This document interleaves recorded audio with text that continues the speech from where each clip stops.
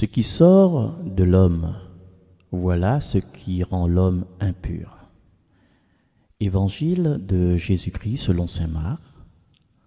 En ce temps-là, appelant de nouveau la foule, Jésus lui disait : « Écoutez-moi tous et comprenez bien, rien de ce qui est extérieur à l'homme et qui entre en lui ne peut le rendre impur.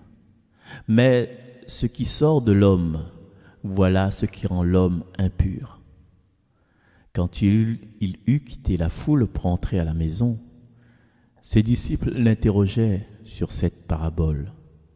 Alors il leur dit : « Êtes-vous donc sans intelligence, vous aussi ? Vous ne comprenez pas que tout ce qui entre dans l'homme en venant du dehors ne peut pas le rendre impur, parce que cela n'entre pas dans son cœur, mais dans son ventre pour être éliminé. C'est ainsi que Jésus déclarait purs tous les aliments.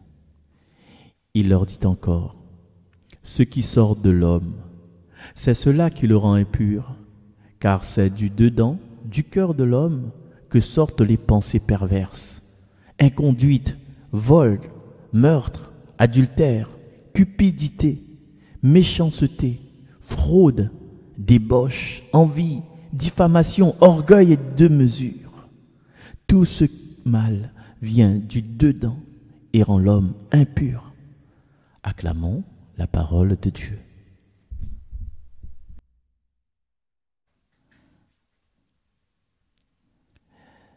Jésus, dans ce passage, propose une parabole et ses disciples sont incapables de comprendre.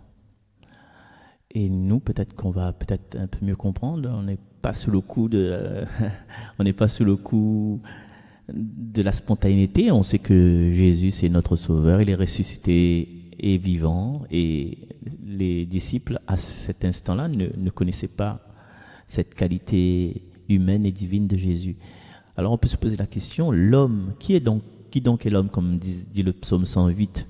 Alors, c'est une question quelquefois qu'on se pose et puis voilà, on ne sait pas trop, on ne peut pas rien dire et rien ne se passe. Et donc, en n'essayant pas de répondre à cette question, le but de l'homme, eh bien, qu'est-ce qui se passe pour moi ?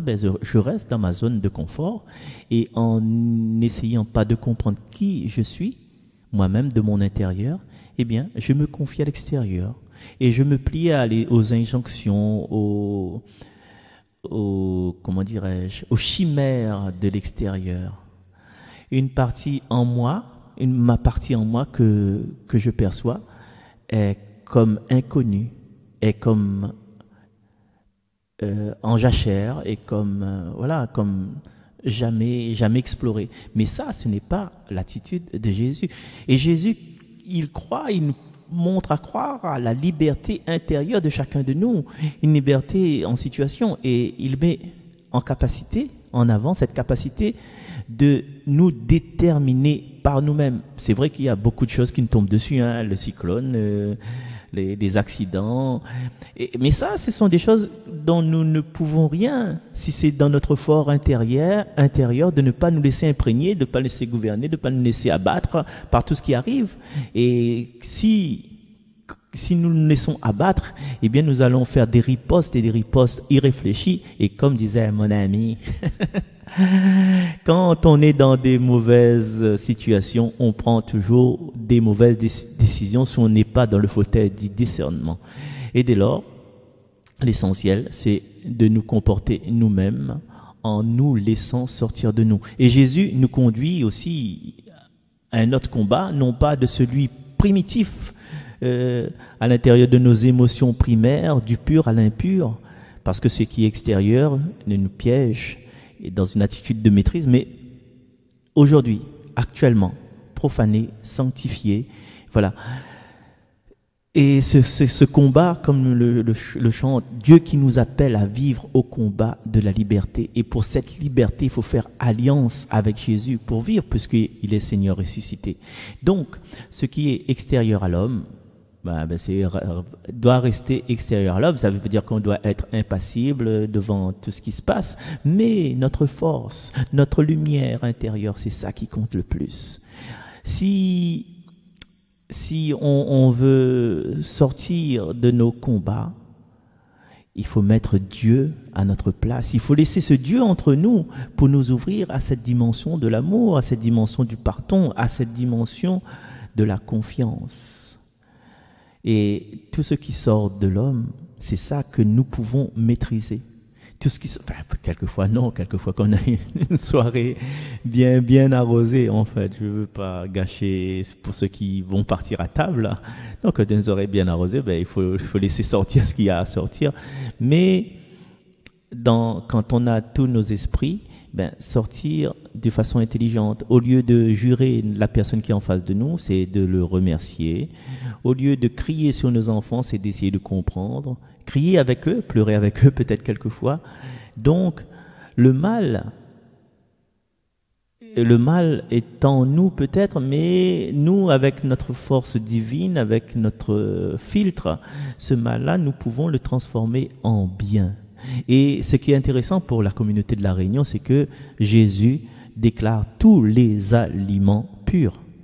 Tous les aliments sont purs, sauf les aliments dont on aurait problème allergie. Donc, tout ce qui entre, tout ce qui nous arrive en fait, tout ce qui nous arrive, toutes les histoires qui nous arrivent, sont des moyens pour nous ressortir de là de façon pure. Et chaque épreuve que tu recevras dans ta vie, que moi je recevrai dans ma vie, il faut trouver la raison de cette épreuve, vers quelle hauteur le Seigneur veut nous mener. Donc, il attend de nous une attitude de sage. Donc, voilà, et ce combat vers la liberté, on peut le chanter avant de se séparer. Dieu qui nous appelle à vivre au combat de la liberté. Dieu qui nous appelle à vivre au combat de la liberté. Pour briser nos chaînes, fais en nous ce que tu dis. Pour briser nos chaînes, fais jaillir en nous l'esprit. À demain, mes amis.